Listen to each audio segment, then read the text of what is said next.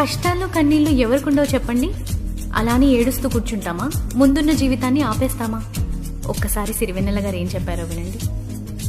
నిన్నటి నీడలే కను పాపని ఆపితే రేపటి వైపుగా నీ చూపు సాగదుగా. చుట్టుమల్లె కష్టమొస్తే కళ్ళు నీళ్ళు పెట్టుకుంటూ కళ్ళు కడిగి స్వాగతించకు. ఒక్క చిన్న నవ్వు నవ్వి సాగనంపకుండా లేనిపోని సేవ చెయ్యకు.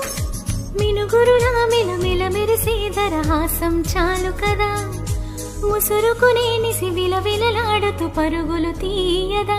నవ్వే నీ కళ్ళలో లేదా జాబిలి, నవ్వే ముంగిళ్ళలో రోజు దీపావళి. సంతోషం సగం బలం హాయిగా నవ్వమ్మా.